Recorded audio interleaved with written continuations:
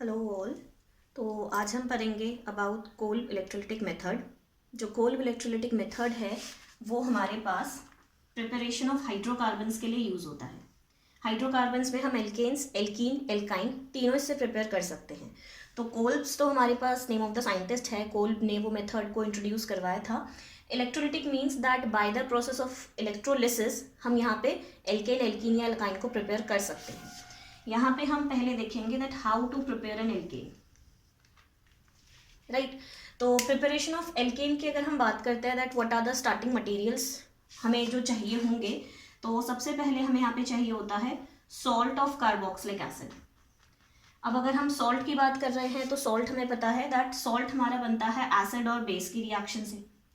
तो हमारे पास एसिड हमने कहा कार्बोक्सिलिक एसिड होना चाहिए, तो एसिड की जगह पे हम एग्जांपल ले लेते हैं एसिटिक एसिड का CH3COOH। बेस की जगह पे हम कोई बेस ले लेते हैं NaOH। तो ऑन रिएक्शन हमारे पास होगा क्या, वाटर यहाँ से रिमूव हो जाएगा H2O and it will form a salt CH3COONA। तो हम सॉल्ट्स ऑफ कार्बोक्सिलिक एसिड से कोल्ब इलेक्ट्रोलिटिक मेथड को स्टार्ट करवाते हैं। तो अब हम चेक कर लेते हैं हमारे पास यहाँ पे रिएक्शन होती कैसे है। तो सबसे पहले हमारे पास सॉल्ट प्रेजेंट होगा कार्बोक्सिलिक एसिड का CH3COONA। तो इलेक्ट्रोलिसिस के प्रोसेस में हमें इलेक्ट्रोलाइट की ज़रूरत होती है, electrolyte with dissociate into ions. तो हमारे पास ये हमारा इलेक्ट्रोलाइट है, इसको हम डिसॉल्व करेंगे इनटू वाटर H2O। तो हमारे पास यहाँ पे आयंस आ जाएंगे CH3COO negative and Na positive. तो हमारा ये ब्रेक हो गया है यहाँ से, एंड एज वाटर भी हमारे पास ब्रेक हुआ होगा into H plus and OH minus. तो हमारे पास in solution of electrolyte 4 total ions आ चुके हैं। एक हो गया CH3CO negative, OH negative, Na positive, H positive. अब इलेक्ट्रोलिटिक प्रोसेस में होता क्या है, हमारे पास जो आयंस लिबरेट हुए हैं वो टुवर्ड्स इलेक्ट्रोड मूव करना स्टार्ट करते हैं। तो इलेक्ट्रोड की तरफ मूवमेंट से जो आयंस हमारे पास प्रेजेंट है वो या तो ऑक्सीडाइज कर जाएंगे या रिड्यूस हो जाएंगे। इन शॉर्ट इलेक्ट्रोड्स का काम होता है to discharge the ions, ions के चार्ज को खत्म कर देना। तो टू डिस्चार्ज ये है इलेक्ट्रोड का काम, और वो करता कैसे है, bye the process of oxidation और रिडक्शन। तो सबसे पहले हम यहाँ पे बात करते हैं एनोड की। तो जो हमारे पास यहाँ पे एनोड प्रेजेंट है इलेक्ट्रोड, ये एनोड का काम क्या है, तो एनोड का काम है to oxidise the ions, right. तो एनोड जो हमारे पास इलेक्ट्रोड है वहां पे ऑक्सीडेशन प्रोसेस होता है। अब anode in the process of electrolysis हमारे पास पॉजिटिवली चार्ज होता है, तो एनोड के पास क्या हो जाएगा, नेगेटिव आयंस माइग्रेट कर जाएंगे। अब यहाँ पे 2 हमारे पास नेगेटिव आयन है, तो कौन पहले जाएगा, तो जो पहले ऑक्सीडाइज हो सकता है, ऑक्सीडेशन का मतलब होता है लॉस ऑफ इलेक्ट्रॉन, तो जो पहले इलेक्ट्रॉन को लूज कर सकता है वो पहले माइग्रेट कर जाएगा। तो हमारे पास एसिटेट आयन है जिसके पास टेंडेंसी है टू इजीली ऑक्सीडाइज या बोलो to easily lose the electron.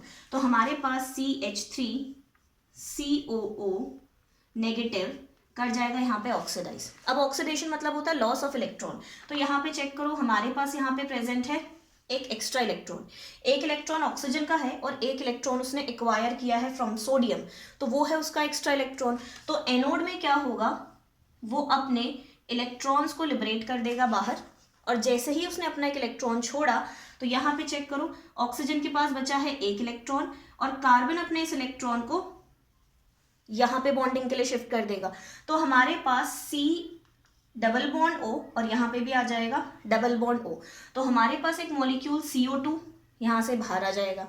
साथ में हमारे पास बचा है यहाँ पे CH3 with a single electron, ये अपने एक सिंगल इलेक्ट्रॉन के साथ यहाँ पे बचा हुआ है जिसको हम होमोलिटिक फिजन कहते हैं। तो bye the process of electrolysis यहाँ पे होमोलिटिक फिजन हुआ, तो यहाँ पे CH3 का एक रेडिकल जनरेट हो गया, ठीक है। अब हम बात करते हैं नेक्स्ट की, नेक्स्ट हमारे पास क्या होगा। तो देखो हमारे पास ये जो था CH3, अब क्योंकि फ्री रेडिकल है, फ्री रेडिकल मतलब जिसके पास अनपेयर्ड इलेक्ट्रॉन प्रेजेंट होता है, तो फ्री रेडिकल है, तो ये क्या करेगा, सोल्यूशन में किसी दूसरे फ्री रेडिकल से कंबाइन कर जाएगा। तो सोल्यूशन में ऐसा ही एक और फ्री रेडिकल प्रेजेंट है विच इज CH3। तो ये CH3 दूसरे CH3 के साथ कर जाएगा combine and they will form a bond, ये आपस में बॉन्ड फॉर्मेशन कर लेंगे क्योंकि दोनों के पास अनपेयर्ड इलेक्ट्रॉन प्रेजेंट है। तो after the formation of bond they will form CH3 single bond CH3 which is ethane. तो इथेन जो हमारे पास कंपाउंड है ये है एक एल्केन, फॉर्मूला C2H6। तो एनोड पे हमारे पास क्या हुआ, एक तो इथेन प्रिपेयर हुआ और एक carbon dioxide as a gas हमारे पास वहां पे लिबरेट हो गई। अब इस रिएक्शन को हम बैलेंस कर लेते हैं। तो हमारे पास यहाँ पे CH3 के 2 मॉलिक्यूल है, यहाँ पे भी CH3 के 2 मॉलिक्यूल है।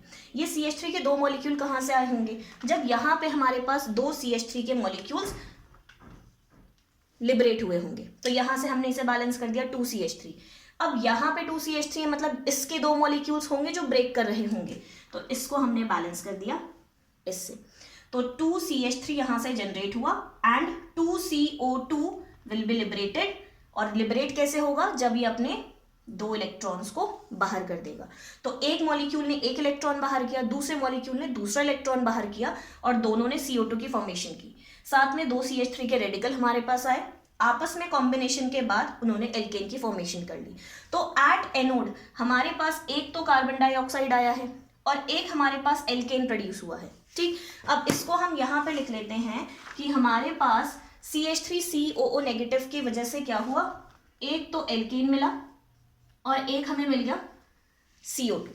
ठीक, अब देखते हैं बाकी में क्या होगा। तो देखो अभी भी हमारे पास कैथोड की रिएक्शन बची हुई है। तो एट कैथोड हमारा क्या होगा, तो कैथोड पे होता है हमेशा रिडक्शन, और फॉर इलेक्ट्रोलिसिस जो कैथोड है वो नेगेटिवली चार्ज होता है, यहाँ होगा रिडक्शन। तो कैथोड होता है नेगेटिवली चार्ज, तो यहाँ पे पॉजिटिव आयंस माइग्रेट कर जाएंगे। अब ये जो पॉजिटिव आयन है इनमें से भी कौन सा जाएगा, हमारे पास 2 पॉजिटिव आयन है, H+ भी है एंड Na+ भी है। तो जिसका गेन करने की टेंडेंसी ज्यादा होगी वो माइग्रेट करेगा। रिडक्शन मतलब होता है गेन ऑफ इलेक्ट्रॉन। तो out of Na+ and H+ की टेंडेंसी ज्यादा है टू एक्वायर द इलेक्ट्रॉन, तो H+ क्या कर जाएगा, टुवर्ड्स कैथोड मूव कर जाएगा। तो अगर हम यहाँ पे चेक करते हैं रिएक्शन एट कैथोड कि कैथोड पे क्या हो रहा होगा, तो H2O हमारे पास प्रेजेंट था, H2O के हैं ये आयंस।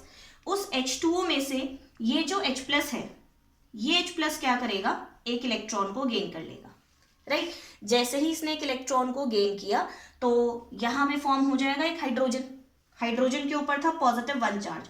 उसने जब एक इलेक्ट्रॉन को गेन किया तो ऑन गेन ऑफ इलेक्ट्रॉन ये आ जाएगा -1। तो हमारे पास एक न्यूट्रल हाइड्रोजन एटम फॉर्म हो गया है।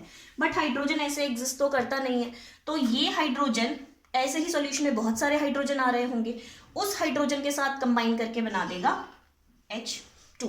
मतलब इसे हम ऐसे समझ सकते हैं कि हमारे पास सॉल्यूशन में और भी हाइड्रोजन निकले, तो ये हाइड्रोजन किसी दूसरे हाइड्रोजन के साथ कंबाइन करेगा और बना देगा H2। तो देखो हमने यहाँ पे 2 हाइड्रोजन्स का यूज किया, यहाँ पे हमारे पास 2 हाइड्रोजन थे, विच मीन्स कि इनिशियली 2 H+ आयंस ने 2 इलेक्ट्रॉन को गेन किया होगा टू फॉर्म H2। तो हम इसे डायरेक्ट बैलेंस करके ऐसा लिख सकते हैं। ठीक है, अब चेक करो 2H+ on addition of 2 electrons will form H2। तो H2O में क्या हुआ, 2 इलेक्ट्रॉन उसने कर लिए gain and on gain of electron उसने फॉर्म कर दिया H2 मॉलिक्यूल, ये रहा। तो H+ का यूज हो गया, बट स्टिल OH नेगेटिव ने कुछ नहीं किया है, तो प्लस OH नेगेटिव हमारे सोल्यूशन में ऐसे ही बचा हुआ है। ठीक है, तो अब हम चेक करेंगे कि कैथोड में क्या हुआ। तो कैथोड में थ्रू H+ आयन H2 की फॉर्मेशन हो गई। राइट, अब देखो सोल्यूशन में क्या क्या बचा हुआ है। तो सोल्यूशन में बचा है Na+ एंड OH-। तो ये Na+ कंबाइन कर जाएगा OH- के साथ and it will form NaOH। Right, तो NaOH के कॉम्बिनेशन से हमें यहाँ पे Na+ और OH- के कॉम्बिनेशन से यहाँ पे हमें मिल गया NaOH। राइट, तो अगर हम बात करते हैं कोल्ब इलेक्ट्रोलिटिक मेथड की, तो यहाँ पे हुआ क्या, दैट टुवर्ड्स एनोड हमारा कार्बन डाइऑक्साइड और इथेन हमारे पास रिलीज हो गया, ये है एनोड के प्रोडक्ट्स। एंड कैथोड में हमारे पास हाइड्रोजन लिबरेट हुआ एंड नियर कैथोड हमारे पास सोडियम हाइड्रोक्साइड फॉर्म हो जाएगा। तो हमारे पास जो ओवरऑल रिएक्शन आती है वो ये है जो मैंने ऊपर ओवरऑल यहाँ पे लिख दी है, that is CH3COO Na on electrolysis, that is on addition of water हम यहाँ पे इलेक्ट्रिसिटी पास करवाएंगे, तो एनोड और कैथोड यहाँ पे रिएक्ट करना स्टार्ट करेंगे। तो they will form carbon dioxide and ethane at anode, plus they will form H2 plus NaOH and this will be formed at cathode. So this is the overall reaction for preparation of alkane, right? तो ये हो गया हम cold electrolytic method से alkene कैसे बना सकते हैं. अब नेक्स्ट वीडियो में हम देखेंगे that how to prepare alkene from this method. ठीक, थैंक यू.